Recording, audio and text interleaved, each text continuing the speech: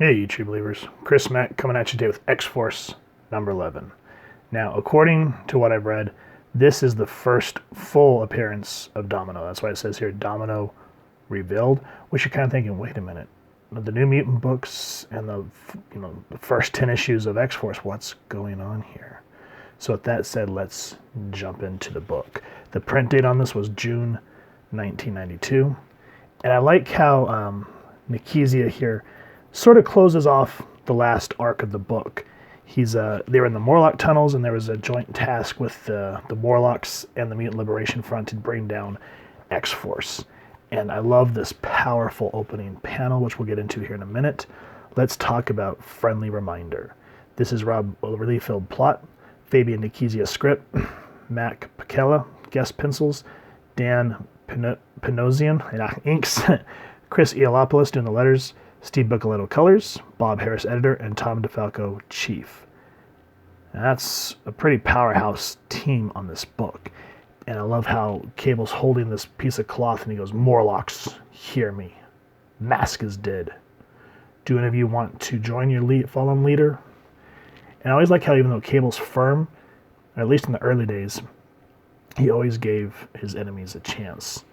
X-Force does not blame the general Morlock population for the actions of your leaders, but this serves as a final warning. And so, I love it. I love it. We actually get a kind of a little bit of a closing thing with Farrell and her sister. I don't want to spoil that, because we see that the team's leaving the Morlock tunnels, ready to go back home. And we go over here to the Adirondack Mountains, where X-Force was initially stationed after they left the Xavier Institute. And we start seeing this voiceover, and we're like, what's going on here? Now, the voice says, broke in right in here after Nathan and his dweebs, kiddies, took off for parts unknown. Long as Vanessa wasn't part of the school trip, I don't care. So after he says that, he's just saying, I've been watching Shatterstar. And he goes, just non-stop for hours. He's like, you got to appreciate the kid's gumption. Of course, by now, I've learned at least 35 different weaknesses in his fighting technique. And you're like, wait a minute, what? And you realize it's Deadpool. And this is the Deadpool I remember, not the, oh my god, chimichangas and rainbows and unicorns and LOL so random Twitter, ha ha ha ha. No, that's not Deadpool. This is Wade Wilson, the assassin, the merc with the mouth. Deadly. Because you see him standing here observing Shatterstar. And then there's Siren. And you're like, wait, what? What's going on? And then all of a sudden Deadpool just jumps from the observation deck, kicks Shatterstar in the face, and we get some great action followed by some great dialogue. He's like, you remember me, don't you? How could I forget, assassin?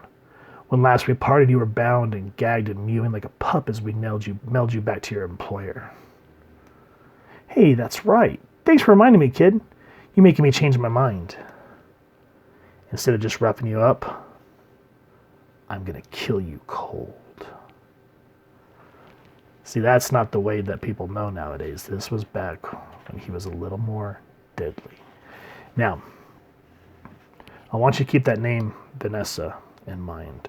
We see here Domino. I don't want to give away the rest of the fight with Shatterstar. I want you guys to read it. But we see that Domino's doing some background on the team.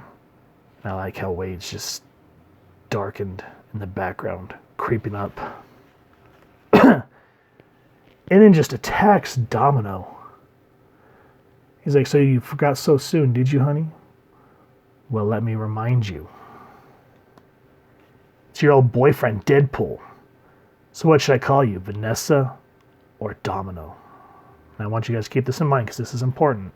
And again, I don't want to give everything away, but there's just this rough, non-stop brutality of this fight between these two. And you can tell that Deadpool knows her, and I love the up close of these eyes.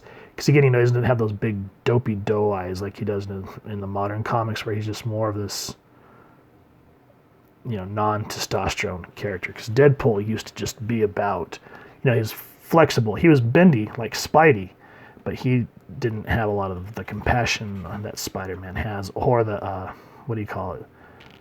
When you're holding back your power.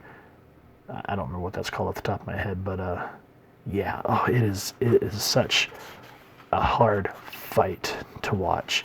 And then I like how as we're going through this, we have 2 fighting scenes right off the bat.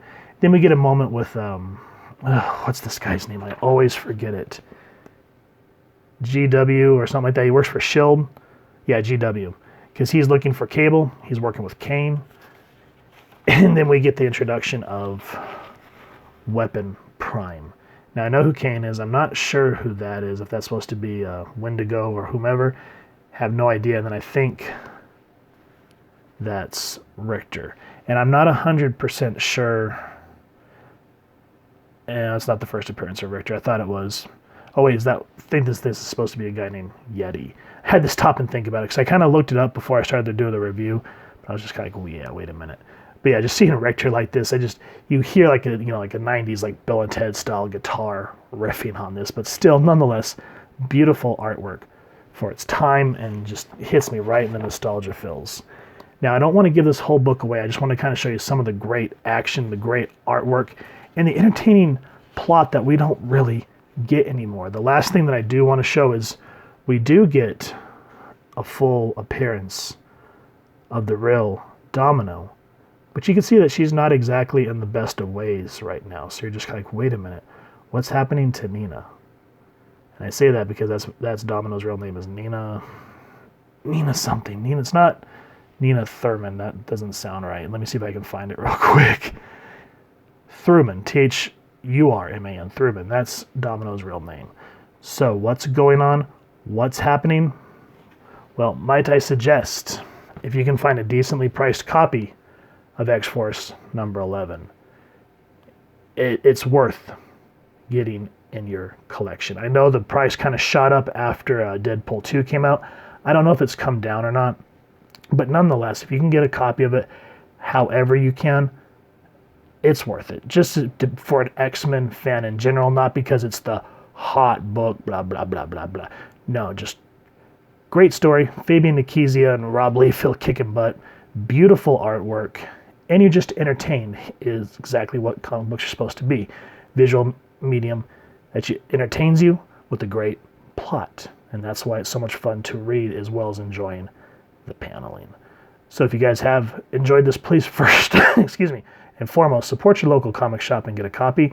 If you've enjoyed this review, we really would appreciate if you take a moment to hit like, share, and subscribe. Helps the club channel more than you could possibly know. And if you won't mind hitting that fancy little X bell next to subscribe, that way as we continue to upload content, you guys will get notified. Come to the channel, and we love talking with y'all down in the comments below or on our social media pages, which I'll make sure to leave the links down in the description. So with all that said, I hope y'all continue to have an absolutely amazing day reading, and happy hunting, true believers.